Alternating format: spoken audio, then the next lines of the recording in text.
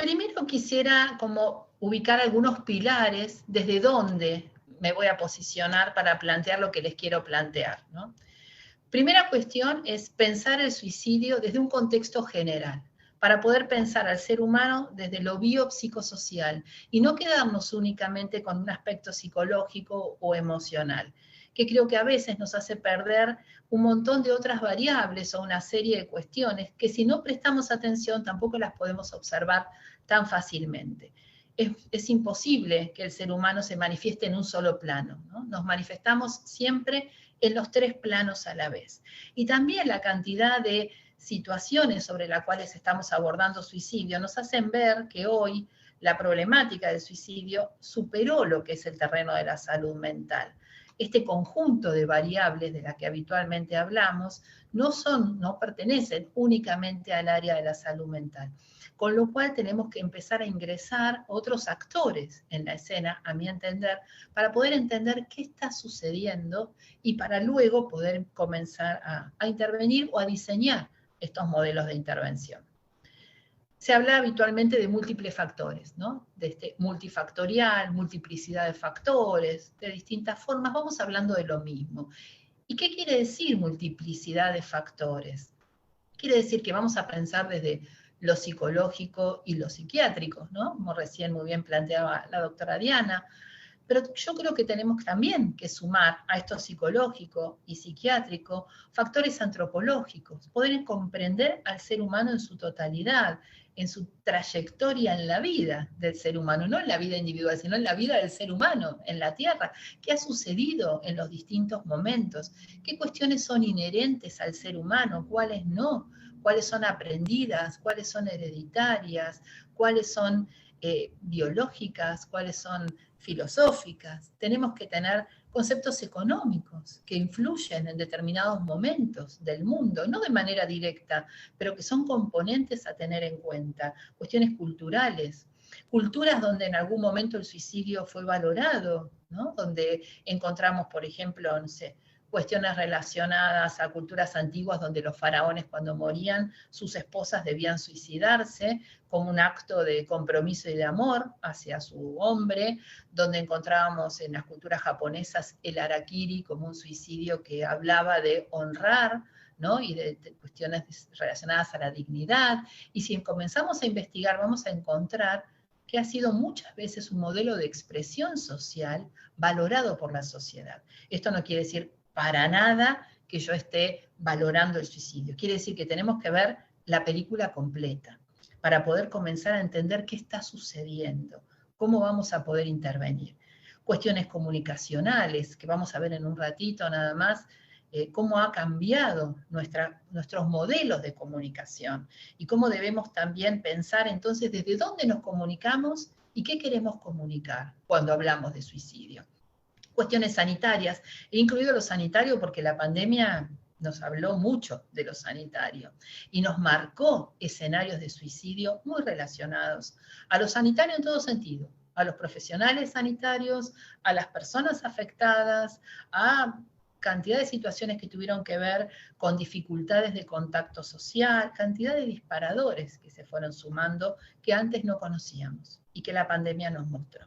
Y por supuesto otros porque creo que esta multiplicidad justamente habla de eso, ¿no? De cantidad. Otro pilar que me parece importante para pensar suicidio es que, por un lado, vamos a hablar de generalidades, pero siempre tenemos que ir también a las particularidades. ¿Por qué? Porque hay particularidades justamente culturales, históricas, geográficas, ¿no? Yo luego si tengo tiempo, les voy a relatar muy brevemente dos casos en los que hemos intervenido muchísimos, ¿no? Pero dos que por ahí tienen algunas diferencias justamente muy grandes en relación a lo geográfico. ¿Qué pasa con regiones donde el frío es extremo, donde la oscuridad en invierno es casi la totalidad de las horas? Nosotros esto lo tenemos en Argentina, en Tierra del Fuego, ¿no? ¿Qué sucede con esto? ¿Qué sucede con estos cambios climáticos?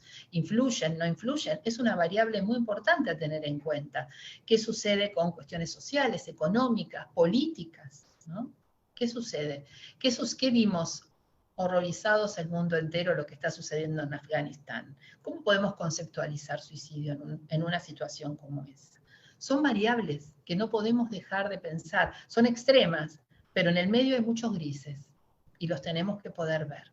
Educacionales, ¿no? Educacionales en todo sentido, a cómo me comunico, qué acceso tengo, ¿no?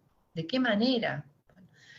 Y esto otro que les comentaba recién, ¿qué sucedió con el suicidio en la humanidad? Son distintos eventos que los tenemos que poder poner todos sobre la mesa para poder pensar. Porque si no nos quedamos con el caso individual, con el uno a uno, y eso es el emergente.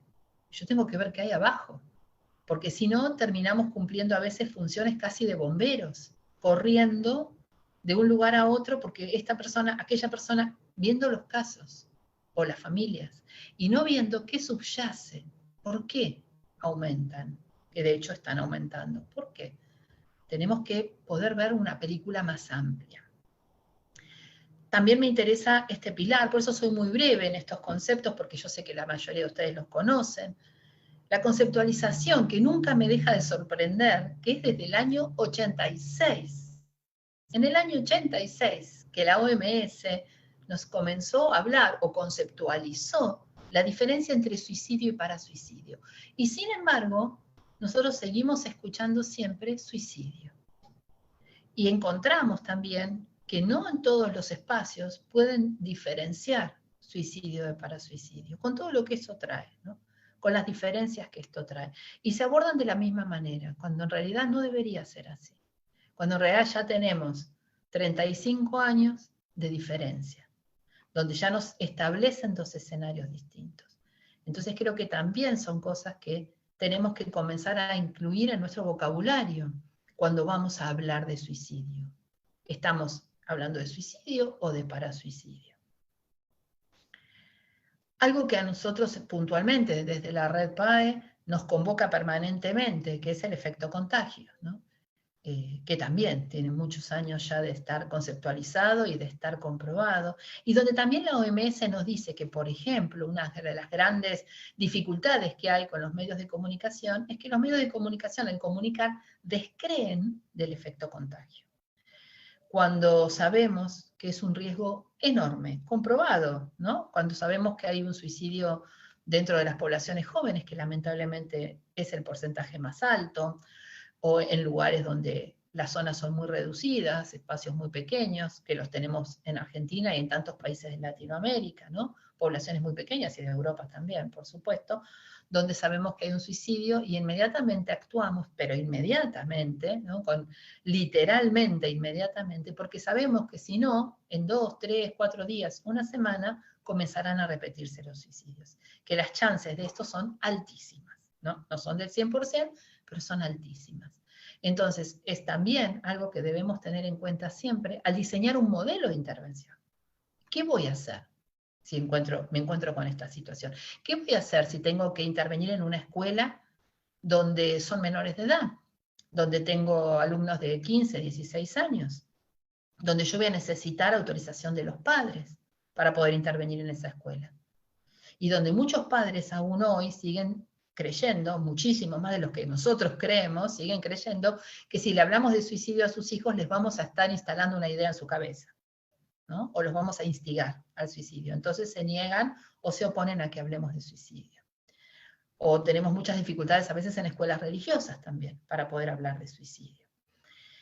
Entonces son obstáculos de los cuales tenemos que hablar. ¿Y qué pasa con la comunicación? El suicidio está absolutamente atravesado por la comunicación, porque comunica algo, porque nos quiere hacer saber algo. Ahora entendemos concretamente lo que nos quiere hacer saber, sabemos que la persona sufre, sabemos que la persona no quiere vivir, que opta por dejar de sufrir, como opción está la muerte, que coloca en la muerte una cantidad de cuestiones imaginarias y fantasiosas de otra vida, de una vida mejor, de libertad, sobre todo, parece muchísimo la palabra libertad y liberarse, y una cantidad de conceptos más que aparecen en esa inversión que se produce entre la vida y la muerte. Pero está comunicando. Y nosotros sabemos que no existe no comunicarse, que el ser humano se comunica 24 horas desde que nace hasta que muere. se comunica de diferentes maneras. Y acá entramos ya en algunos de los temas específicos. El ser humano se comunica dos lenguajes, digamos. El lenguaje tiene dos formas básicas, verbal y no verbal. Ahora, los lingüistas nos dicen que nuestro lenguaje verbal es solamente el 30% de nuestra comunicación, aproximadamente. El 70% es no verbal. No verbal significan gestos, miradas, la ropa que utilizo, la forma en que camino, la manera en que muevo mis brazos, el lugar donde estoy, la billutería que utilizo, el perfume, el tatuaje que me hice, cantidad de cuestiones, gestos mínimos, movimientos mínimos, ausencias, presencias, silencios, cantidad del lenguaje no verbal. Y ahora vamos a ver por qué les comento esto con detalle, qué es lo que está pasando con esto. Sabemos que hay una diferencia enorme entre comunicar e informar. Comunicar es permanente, yo no puedo dejar de comunicar, no existe, no puedo. Si me quedo callada y no hablo más, no dejé de comunicar, dejé de hablar. Ustedes comenzarán a suponer por qué dejé de hablar, con lo cual me estoy comunicando. Ahora, informar puedo o no puedo hacerlo. Puedo informar o dejar de informar. Y acá comenzamos a entrar en el terreno de, bueno, hablemos de suicidio. ¿Y qué decimos? Porque sabemos que cuando vamos a informar, esta información es lo único que calma, no tranquiliza, cuidado con la diferencia, ¿no? Calma a las personas. La tranquilidad es otra cosa. Calma quiere decir que me permite recuperar control. Si yo sé de algo, puedo tomar decisiones. Si yo no sé de algo, voy a tomar decisiones a ciegas. No voy a poder medir consecuencias. Por eso la información, y ahora vamos a ver a qué públicos, es tan importante en suicidio. Ahora, ¿qué informamos? ¿Cómo informamos? ¿Y a quiénes informamos? Esa es otra historia. Pero cuidado, porque si nosotros no cuidamos la información, estamos en el terreno de la comunicación sin control, donde yo no tengo idea en realidad qué estoy diciendo, qué está leyendo el otro, qué está entendiendo el otro, qué está comprendiendo el otro, y qué no se anima a preguntar, qué no se anima ni siquiera, o no sabe que puede preguntar, porque ni siquiera se le ocurre una pregunta, porque no está pudiendo acceder a esa información. La OMS nos dice, otro de los pilares sobre los que quiero pensar, ¿no? La OMS nos dice que la desesperanza se considera el factor psicológico más influyente en la relación con el riesgo de conducta suicida, ya que el 91% de los pacientes con conducta suicida expresan desesperanza. Esto es textual de la OMS. Ahora yo digo, bueno, sí, qué bien. Y entonces, ¿cómo instalamos la esperanza? Porque si no, pareciera que la palabra esperanza fuera como algo, no sé, romántico, ¿no? Bueno, vamos a instalar la esperanza. ¿Y qué es instalar la esperanza? ¿Cómo se construye? Porque estamos hablando de que tenemos que construir alternativas, tenemos que construir modelos de intervención. No podemos quedar únicamente en el debate o en la teoría, porque el suicidio no tiene nada de teoría, es algo que está sucediendo técnicamente y prácticamente, con lo cual la intervención tiene que ser a ese nivel. Entonces yo no me puedo quedar en el debate de qué es la esperanza o la desesperanza. Por eso insisto que hablemos de suicidio y desarmemos el concepto de esperanza. Desarmemos qué quiere decir instalar una esperanza para poder hablar de la desesperanza. Y acá entramos ya en un terreno concreto. Hablemos de suicidio. Los medios de comunicación. Uno de los grandes temas que a mi entender tienen un papel fundamental hoy en la temática del suicidio. Dentro del modelo de los medios de comunicación, de lo que habitualmente llamamos medios de comunicación, tenemos profesionales que reciben y que publican. Algo que pareciera muy obvio para ustedes, pero ahora van a ver la diferencia con las redes sociales. Por eso separo medios de comunicación de redes sociales. Los medios de comunicación reciben algo que sucedió, una noticia, una información, y la publican. La transforman, la maquillan, agregan cosas, sacan cosas, tergiversan cosas, y la publican como profesionales dentro de un negocio, dentro de un objetivo, que es informar, dentro de un contexto. Hay un pase de esa información. El rol de los medios de comunicación. Ahora, ¿qué nos pasa con las redes sociales? Y creo que es uno de los grandes temas que tenemos que abordar en suicidio. Uno de los grandes temas y que muchas veces no nos sentamos realmente a darle el tiempo que necesitan el trabajo con las redes sociales. Miren la enorme diferencia. Hablábamos que los medios de comunicación toman la información y la transmiten. En las redes sociales tenemos personas que comparten su propia experiencia. Me quiero matar. Qué día tremendo. Esta vida no tiene sentido. ¿Para qué seguir viviendo? Y luego que escriben eso, no contestan más todos los comentarios que vienen por debajo. Tenemos personas que comparten la experiencia de otro. Estoy muy triste, mi amigo se quitó la vida. Tenemos personas que contestan a estas personas siendo conocidas, amigas. Tenemos personas que contestan sin tener la menor relación. Tenemos personas que comparten posteos de otros, comentarios de otros, que no saben ni quiénes son. Tenemos personas que suben imágenes, que generan debates sin que haya ningún profesional que pueda mediar. Tenemos personas que lo reciben y lo republican. Tenemos personas que lo debaten y lo comparten. Tenemos personas que intercambian opiniones. Y uno va leyendo y diciendo, wow, ¿no? Esto le contesta a esta persona a esta, ¿no? Opinólogos. Tenemos profesionales que intentan poner un poco de orden y imposible, imposible. Tenemos espacios muy serios donde la gente puede entrar, consultar, puede debatir, y tenemos otros que no son nada serios y que no tienen ningún control, y donde nadie dice nada. Es un espacio de público en general. Cualquiera puede acceder a una red social, cualquiera puede opinar, cualquiera puede contener, cualquiera puede decir lo que siente, cualquiera puede escribir algo y no responder más.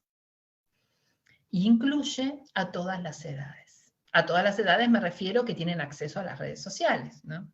8, 9 años, hoy los chicos acceden a las redes sociales, a pesar de que lo indicado sea a partir de los 15 o 16, todos sabemos que a los 12 años ya tienen todos un teléfono móvil. Y entre los 8 y los 9 años comienzan a jugar quizás con teléfonos de sus padres, comienzan a ingresar en la computadora, a trabajar en su PC con algún jueguito, comienzan desde las mismas escuelas a motivar esto. Y los niños acceden a las redes. Ahora, yo acá quisiera hacer un paréntesis, porque nosotros tenemos que contextualizar suicidio de manera permanente. Permanente. Esto es como una actualización de una plataforma todos los días. ¿Y en dónde nos tenemos que actualizar ahora en relación a esto? A la pandemia.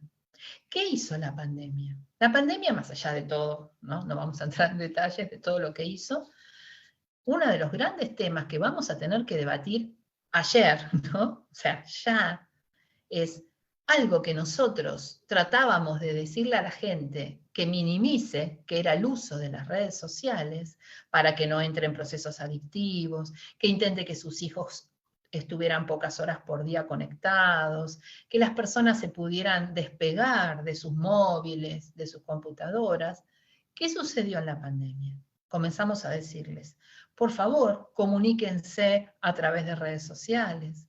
Por favor, mantengan distancia física. Nosotros desde la Red PAE iniciamos una campaña enorme donde decíamos, cuidado con el discurso, la distancia es física, pero no social, porque los discursos hablaban de distancia social. Nosotros decíamos, no, por favor. Pero ¿de qué manera podíamos propiciar la distancia social? Y a través de herramientas que fuimos diseñando en las redes sociales, porque las personas no podían salir de sus casas. ¿Y qué pasó entonces? Entonces pasó que incluimos a muchísimos más niños y adolescentes, muchas más horas, a utilizar redes sociales y mecanismos virtuales, que les indicamos que se comuniquen con sus seres queridos a través de WhatsApp, a través de Facebook, de Twitter, ¿no? TikTok, cayó TikTok del cielo, para traernos unos cuantos problemas más. Pero no solamente sumamos niños, sino que sumamos adultos, jóvenes, mayores y mayores. Tenemos una alta población hoy de personas adultas mayores que no tenían la menor idea y que hoy manejan con una tranquilidad absoluta también las redes sociales. Con lo cual, hoy estamos en un problema. ¿Y saben por qué? Yo les decía recién, lenguaje verbal y no verbal. ¿Cuál es el gran problema que tenemos en suicidio? En otras cuestiones también, pero vamos a abocarnos a suicidio. En las redes sociales. Que las redes sociales se tragan el lenguaje no verbal. Si yo escribo en una red social cualquiera, qué día tremendo que tuve, me quiero morir, ay, me quiero morir, qué día tremendo, y tomo mi taza de té y sigo tomando té, es una simple expresión. Ahora, imaginen que alguien de mi familia, de mis amigos, de mi circuito cercano, lea eso y digan, Alicia escribió, me quiero morir. Se quiere matar. Y se activan un montón de alarmas y yo no respondo el teléfono. Me río, digo, ay, se asustaron. ¿No? Esto sucede.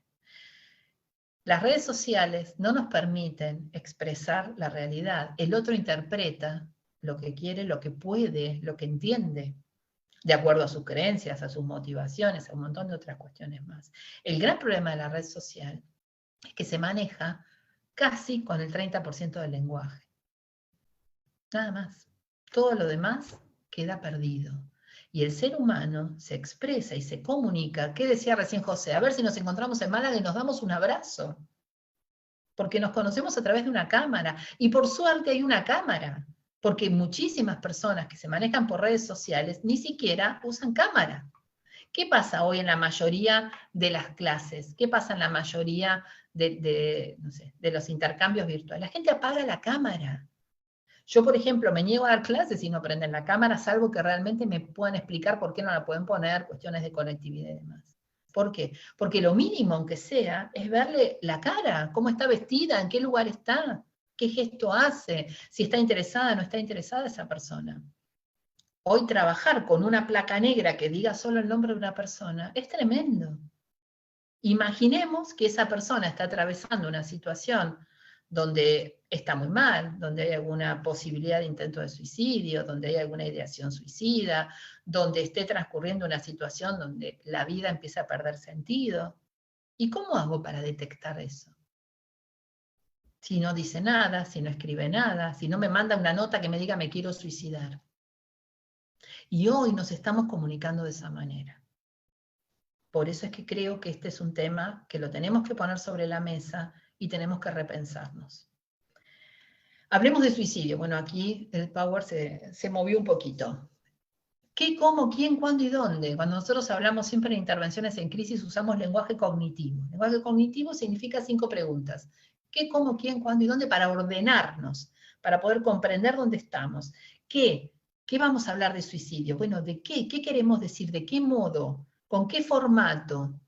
Lo vamos a hacer a través de comunicaciones, de flyers, de clases, de talleres, de programas de radio, de cómo nos vamos a comunicar, ¿no? ¿Qué modelos vamos a utilizar? Los tenemos que definir. ¿Cómo? ¿A través de qué medios? Medios de comunicación, redes sociales, presenciales, charlas abiertas. ¿Con qué lenguaje? Lenguaje profesional, lenguaje simple, lenguaje adaptado, lenguaje para qué edad, para adolescentes, para adultos, para docentes. ¿Cómo? ¿A quiénes? ¿Con quiénes queremos hablar? Porque no podemos hablar con todos igual. Entonces, ¿con qué públicos voy a hablar? ¿Voy a hablar con un público adolescente, un público adulto? ¿Voy a hablar con un público de profesionales? ¿Voy a preparar, a capacitar, a entrenar profesionales? ¿Voy a hablar a una determinada población que está afectada? ¿Cómo? ¿No? ¿Cuándo? Porque también vemos como se acercan las fechas de septiembre y aumenta todo en relación al suicidio. ¿Y el resto del año?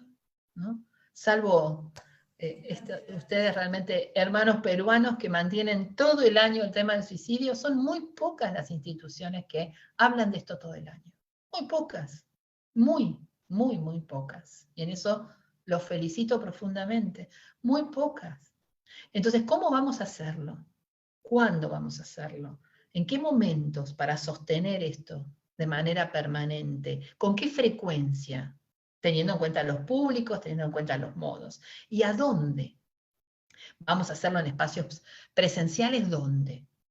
en escuelas, en universidades, en espacios sociales, vamos a utilizar espacios virtuales para llegar a más personas, de qué manera vamos a seleccionar quiénes acceden y quiénes no, lo vamos a hacer a través de los medios de comunicación. Estas son las cuestiones básicas para que nos podamos ordenar. Porque si no, seguimos como disparando al aire, aparecen flyers por allá, charlas por acá, escritos, conclusiones, y uno dice, pero está todo suelto. Tenemos que generar otros espacios, otros formatos y consensuados. América Latina tenemos las mismas problemáticas, tenemos culturas muy similares, tenemos geografías muy similares. Y esto lo digo con conocimiento de causa, llevo muchos años trabajando en Colombia, en Ecuador, en México, en Brasil, por supuesto en Argentina. Nos parecemos mucho, entonces tenemos que unificar criterios de intervención.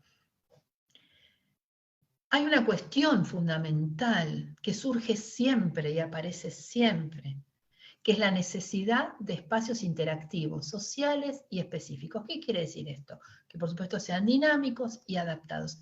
Espacios concretos, ¿qué es lo que pide la gente? La gente, cuando trabajamos con poblaciones de riesgo de suicidio, lo que aparece de manera sistemática es que no tienen espacios donde expresarse y espacios donde poder hablar de suicidio. Y esto les voy a comentar ahora dos situaciones puntuales que les quería contar, que son como muy paradigmáticas en esto, ¿no? Pero es algo que aparece permanentemente. ¿Por qué? Porque estamos en una sociedad que se está saliendo de la presencialidad, aún antes de la pandemia, donde ya nos estaban atravesando estas cuestiones tecnológicas y virtuales de una forma impresionante.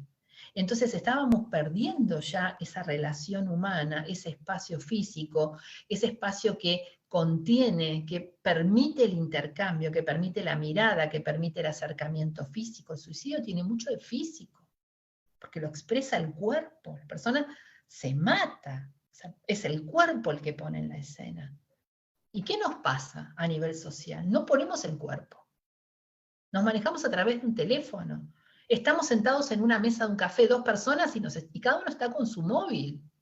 Y hasta a veces nos mandamos mensajes. Mirá, te voy a mandar esta foto. En lugar de o mostrarla o compartirla, se la enviamos por WhatsApp. O sea, llegamos a momentos tremendos, familias enteras sentadas en una mesa, cada uno con su móvil. Entonces, ¿qué es lo que expresan? Esta necesidad permanente. Brevemente, dos experiencias. Una, Tierra del Fuego, ciudad de Río Grande.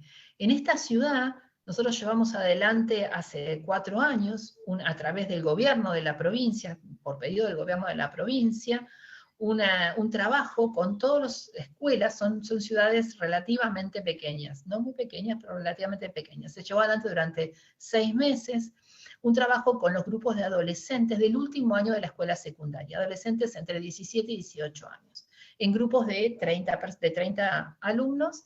Llevé adelante diferentes talleres donde primero exponíamos el tema del suicidio. Esto tiene que ver obviamente por la cantidad de suicidios que había, ¿no?, en este grupo etario. Hablábamos de suicidio, comentábamos las particularidades, las situaciones, ellos podían consultar, podían preguntar. El taller duraba 6 horas, o sea, teníamos un tiempo para hablar, donde hablábamos de las características, las alertas, todo lo que ellos quisieran y pudieran, más allá de la presentación, que ellos preguntaran. Y las últimas 2 horas, yo les entregaba unos papeles muy, muy grandes que tenemos nosotros, bueno, calculo que en todos lados, papeles de 2 metros por 2 metros, para que se den una idea más o menos, y en eso ellos en grupos de 4, de a 4, de a 5, debían dibujar o escribir o diseñar una propuesta. ¿Qué es lo que ellos necesitaban? Que ellos, basados obviamente en suicidio, ¿no? ¿Qué es lo que ellos creían como adolescentes y como estar dentro de este grupo de riesgo? ¿Qué necesitaban para hablar de suicidio, para prevenir el suicidio? En el 92%, porque esto después se chequeó todo, ¿no?, en el 92% de los casos, o sea, casi todos, lo que aparecía en todas las presentaciones, y les puedo asegurar que eran muchísimas, era justamente espacios reales de contención, de intercambio, donde acudir. Ellos manifestaban que o todo se hacía virtual, estamos hablando de una ciudad que en verano es prácticamente de día todo el día, y en invierno es de noche casi todo el día, tienen 6 horas, 5 horas de día. el resto es noche. Muy fría, con mucho viento, estamos muy cerca de las Islas Malvinas, ahí de la Antártida. Entonces no se sale a la calle, no hay vida en la calle. Y los espacios son, voy, hago danzas, vuelvo a mi casa, voy, hago, no sé, Kung Fu, vuelvo a mi casa, hago dibujo, vuelvo a mi casa, ¿no? Voy a la escuela, vuelvo a mi casa. O sea, no hay un espacio extracurricular. Y ellos hablaban permanentemente de la necesidad de un espacio cerrado, por eso hablo tanto de cuestiones geográficas, de un espacio cerrado, calefaccionado, donde ellos pudieran reunirse simplemente para estar, me decían ellos, para estar ahí, donde podamos llevar adelante otras actividades, pero donde nos podamos quedar 3 o 4 horas, lo que en otros lugares quizás hacen en una plaza, ¿no? Donde ahí no se podía hacer, para poderse expresar, espacios que luego le fuimos dando la forma de que estuvieran coordinados. Luego todo esto terminó en reuniones a través de la gobernación, porque esto era pedido por la gobernadora en ese momento, la gobernadora de aquel momento, y terminó en un proyecto, ¿no? Para poder llevar adelante estos espacios con una reunión con arquitectos, de ahí a que hablo de realmente de la cantidad de profesionales que necesitamos, ¿no? Con trabajadores sociales, donde poder pensar, bueno, ¿cómo lo vamos a llevar adelante esto? No se trata únicamente de tener un espacio cerrado y techado. Ellos pedían esto hay que darle una forma. Luego en la provincia de Catamarca llevamos adelante hace 8 años, creo aproximadamente, también toda una intervención a través de la Secretaría de Salud Mental y Adicciones para trabajar sobre suicidio. En este caso estamos hablando de una provincia donde el clima es muy caluroso, donde hace mucho calor, con lo cual la gente está mucho tiempo afuera. Otra realidad totalmente distinta, en el mismo país, totalmente distinta. Una provincia muy, muy diferente en cuanto a todo tipo de características. Y lo que pudimos ver aquí es que lo que manifestaban los jóvenes era la necesidad de expresión. No tanto de reunión, porque eso lo tenían, pero sí de expresión. Y brevemente les cuento, se trabajaron a través de, ellos pedían pintar paredes, se negoció con el municipio cantidad de muros para que pudieran expresar a través de graffiti, se generaron radios, espacios radiales coordinados por ellos, se coordinaron no sé, lugares donde podían ellos componer y llevar adelante canciones, espacios específicos de cultura local, que también, todo solicitado específicamente por ellos. Nosotros no les dimos, ¿sí? Les preguntamos. La expresión, la contención y el intercambio social aparecen de manera permanente. Y creo que eso lo tenemos que escuchar. Y también tenemos que observar, porque a veces se nos pasa de largo, qué pasa con el rol de la música, del teatro, del cine, las series de televisión, el arte, las pinturas, la literatura, porque ahí se identifican muchísimo. Y a veces uno los escucha cantar canciones y no les prestamos atención a las letras. Y a veces los escuchamos o los vemos diseñar obras de arte under, como llamamos aquí, o vemos los dibujos que hacen, y no prestamos atención a lo que están manifestando. Toda la vía de arte es una vía riquísima para poder leer algo más. Y que muchas veces no nos damos cuenta. O llegamos a ver cómo se publican o se cantan canciones que están hablando de suicidio y que nadie lo percibe y lo siguen cantando como si estuvieran hablando de algo alegre. Y no se detienen a leer las letras. Entonces creo que tenemos que encontrar todas las vías de manifestación. No podemos esperar únicamente el indicador que aparezca, el indicador que nos bajan como, no sé, porque ahí ya estamos muy preocupados cuando aparece eso. Cuando la persona ya no se sociabiliza, cuando ya tiene indicadores en su cuerpo, cuando no sé, genera una cantidad de otras cuestiones que ya todos conocemos. Ya estamos en otra situación. Entonces tenemos que poder escuchar antes. Entonces pensemos brevemente. Tenemos pocos espacios sociales, cada vez menos, que sean comunes y compartidos, abiertos, pero coordinados por adultos, con otros subespacios, para que el que llega se pueda sumar a arte, a música, a esto, a aquello, sin que eso sea un curso, sin que eso sea una obligación, sin que eso sea cumplir un horario. Simplemente encontrar un lugar donde insertarse y comunicarse y expresar lo que le está pasando con un adulto que pueda escuchar una canción, que pueda leer un texto, que pueda ver un dibujo y que luego pueda escuchar cuando esa persona quiere hablar y quiere contar algo, que se puedan generar talleres, que se pueda hablar de suicidio, hablemos de suicidio, saquémosle el peso a la palabra no tiene la culpa, El estigma que le ponemos a nivel social es enorme y es una de las barreras más grandes que hoy tenemos. Tenemos escasa contención social, tenemos alta tecnología y escasa comunicación activa, esto que les decía, estamos todo el día con nuestro celular, pero no hablamos cara a cara. ¿Cuántas veces decimos por un mensaje grabado en un WhatsApp lo que no nos animamos a decirle al otro en la cara? Y entonces se lo grabo y que lo escuche cuando pueda. Y no me expongo. El autodiálogo en comunidad, estamos todos reunidos y cada uno está metido en su móvil, no hablamos. Y si hablamos, hablamos a veces de banalidades. ¿Cuánta dificultad hay en tener una charla seria?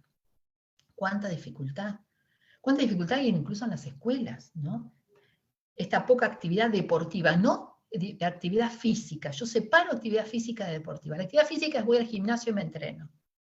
La actividad deportiva es compito, convivo en equipo, me frustro, me enojo, me alegro, festejamos juntos, nos entristecemos juntos, cada vez hay menos. Y la pandemia se la llevó directamente.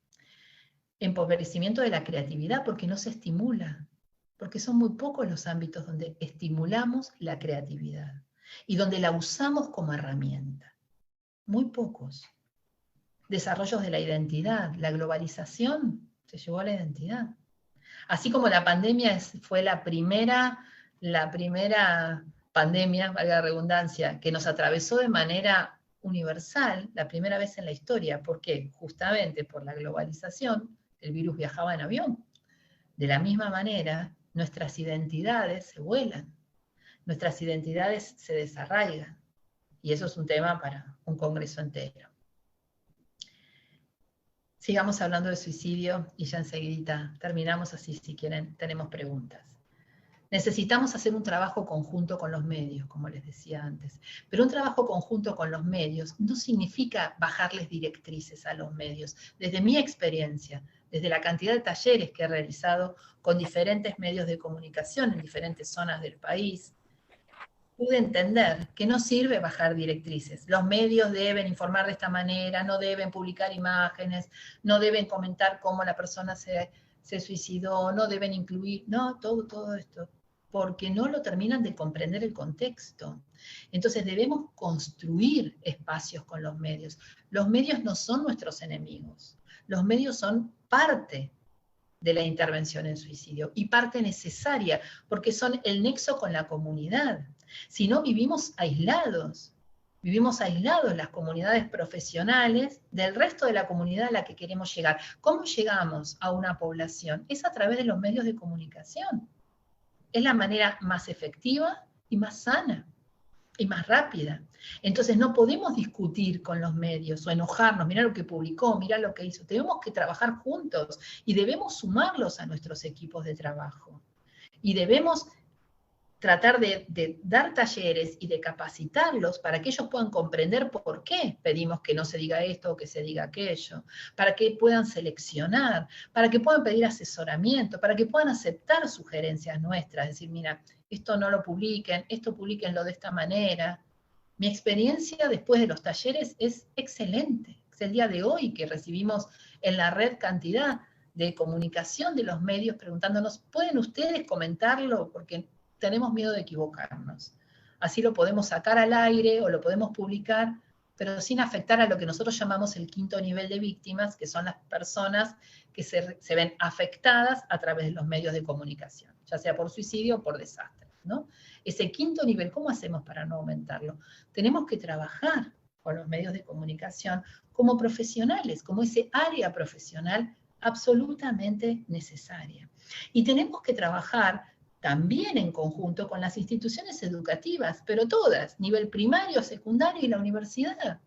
Y en esto yo soy una convencida de que así como años y años venimos luchando para que se instalen las temáticas sobre sexualidad, sobre violencia de género, en las escuelas, que se hable, también tenemos que instalar la temática del suicidio.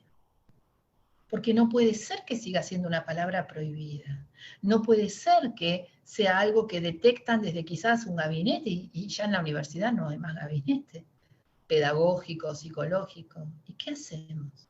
Y entonces escuchaba yo en las presentaciones anteriores que un amigo comentaba alguien que un amigo se levantó su manga y encontré lesiones y no sé qué hacer y no sé qué decir. Y claro, porque no hay un espacio para hablar de suicidio, porque sigue siendo un estigma, porque tenemos que escondernos para hablar de esto, porque tengo miedo de preguntarle, porque no es una palabra corriente.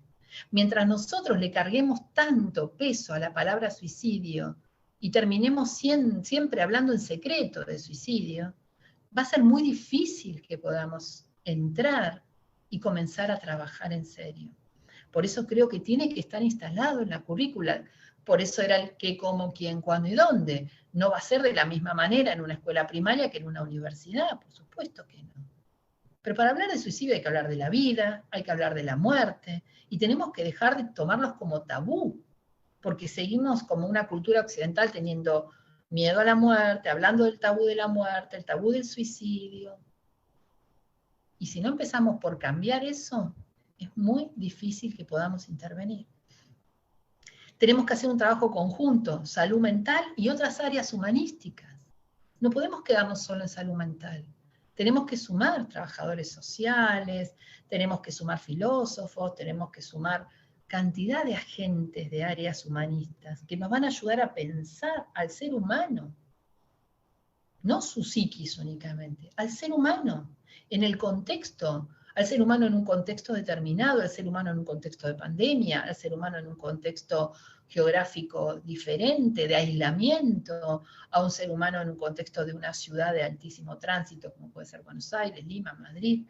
O sea, son todas realidades diferentes, ¿no? Y tenemos que reconstruir el modelo de vida y de muerte hoy, post pandemia. Antes de la pandemia teníamos un modelo de vida y de muerte. Hoy tenemos otro. Hoy la gente habla de otra cosa. Hoy la gente está atravesada por la muerte, porque ya no ha quedado en el mundo nadie a quien no le haya muerto un ser querido, no haya rozado la muerte incluso por sí mismo, por su cuerpo, no haya estado en riesgo de morir, no haya tenido que hacer un duelo cercano. Ya no tenemos nadie, yo creo, en el mundo.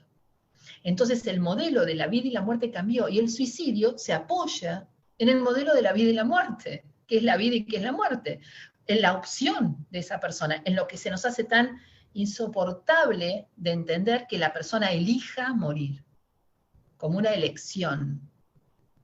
Eso es lo más difícil de comprender, y sobre eso se apoya el modelo de la vida y la muerte. Entonces, ¿cómo voy a trabajar yo para ver por qué la elección de la vida y la muerte, si ni siquiera podemos terminar de reconstruir el modelo de la vida y la muerte? Entonces, si vamos a seguir hablando de multifactorial, tenemos que saber cuáles son los factores. Salir del título multifactorial y decir, bueno, estos son los factores hoy, 2021, post pandemia, no, todavía no estamos post pandemia, pandemia ahí. ¿Qué pasa? ¿Qué tenemos? ¿Con qué me encuentro? ¿Quiénes son los actores? ¿Qué dicen? ¿Qué necesitan? ¿Qué muestran? ¿No? Es otra historia. El trabajo conjunto con los primeros respondientes, otros grandes actores de los escenarios de suicidio, ¿no?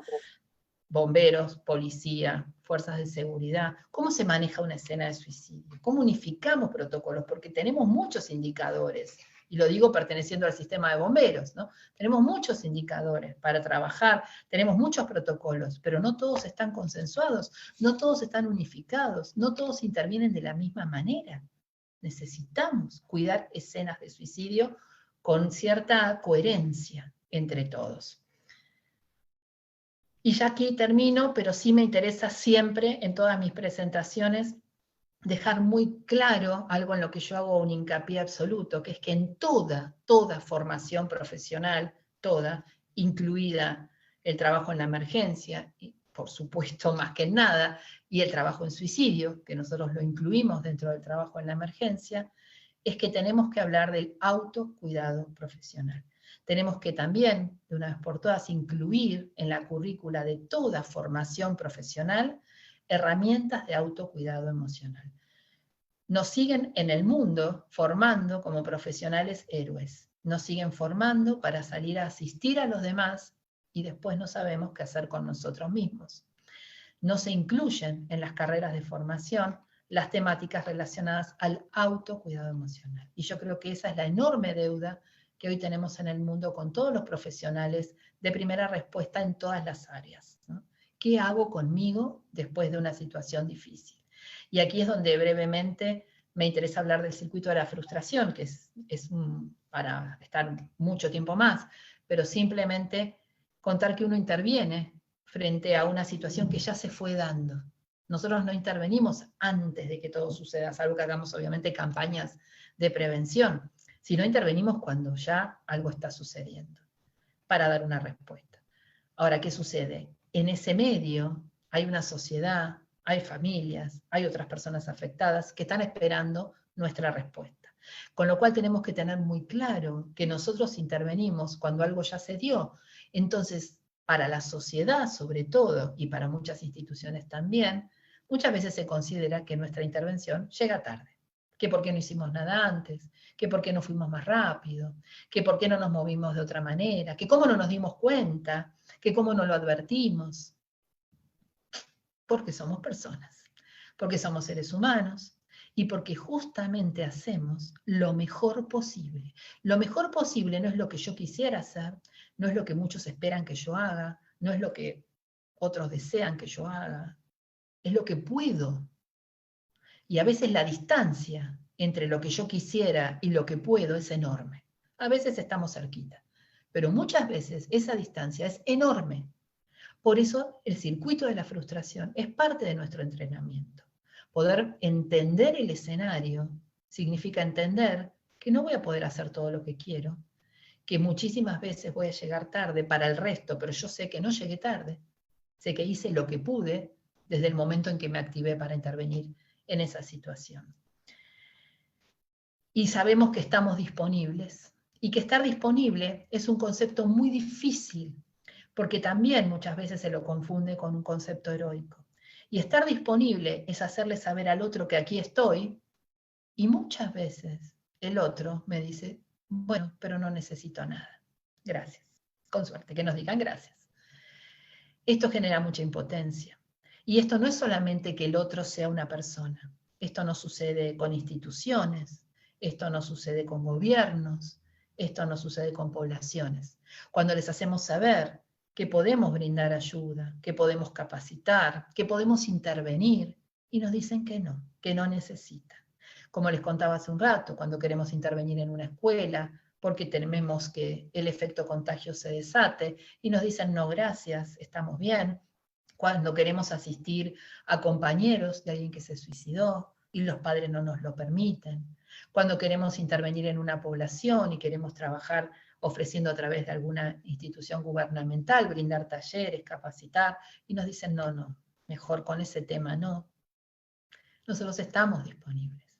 Y también eso se relaciona absolutamente con el circuito de la frustración. Ojalá pudiéramos hacer mucho más, pero no depende de nosotros siempre. Muchas veces sí y muchas veces no. Y entender que somos personas que trabajamos con personas. Obvio, pero hay que recordarlo todos los días. El manejo emocional nuestro, el de nuestro equipo de trabajo, es el inicio, de ahí tenemos que partir. No podemos partir de salir a ver qué hago con el otro, cómo asisto al otro, cómo trabajo suicidio, que nos arrasa cuando sucede, nos arrasa, porque nos deja con una cantidad de interrogantes, con una cantidad de sensaciones, con una cantidad de necesidades, con la cantidad de respuestas que nos piden las familias y que no las hay. Si nosotros no estamos formados en autocuidado, nuestra vida profesional es muy corta, nuestra vida sana. Tenemos dos opciones, o abandonamos o nos enfermamos, no hay otra.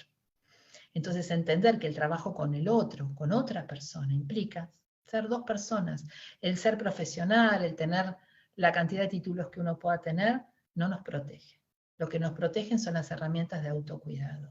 Entonces, ojalá algún día empecemos por ahí, por cuidarnos, primero nosotros, descubrir nuestros límites, descubrir nuestros escenarios temidos, y luego a partir de ahí comenzar a formarnos, a intercambiar y a crecer. Y como siempre, todas mis presentaciones terminan en que lo que nos apasiona no nos enferme, porque creo que es lo único que realmente nos puede cubrir de esto.